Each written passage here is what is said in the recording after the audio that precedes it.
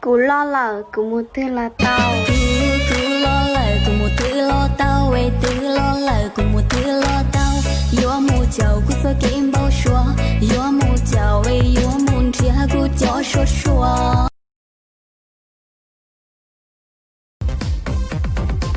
Tự chỉ si bao chỉ đạo nhỏ cùng ý lưu rõ, tự chỉ đạo si bỏ, tự chỉ để điều cú nông mê.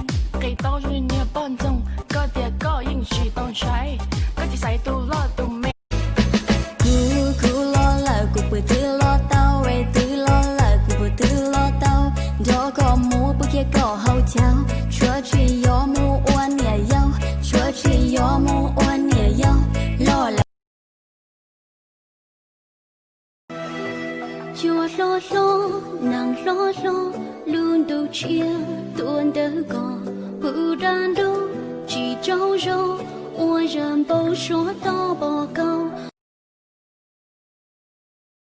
Nhỏ ton rong có ta có cho nó cho mò chỉ bỏ cơ cái chỉ nó có li mồ chỉ tao cả chỉ tao cái lên Chỉ thân nông của bùa nhỏ rồng, chỉ thân nông của bùa mò xì lìa, thân nông của bông lũ có tiền, cho chia cũ chênh chê. Honey, nụ nó cứ rong đầu hình, rong chua lên sai tao đu, nụ nó ya có bao cù, chỉ cầu yo cù phì, tu nên qua cầu cho đi, chỉ đau lo. Chỉ sợ rong gì lưu gì mò lưu cái chi wa rong rong gao nửa hạt za lo lưu có cho không có tu mi ya đop lia nửa là wa rong rong dia.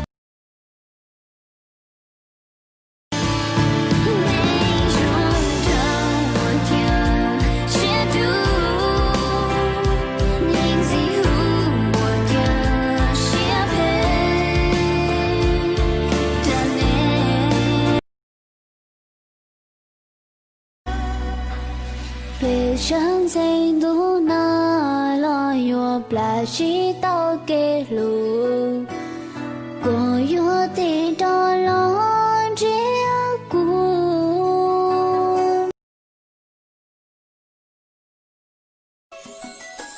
lên nở mong răng rau ôi cha cá dài rong rong gì cứ lỡ xe cái chỉ bao giờ ôi li cha bỏ có lo mì pro.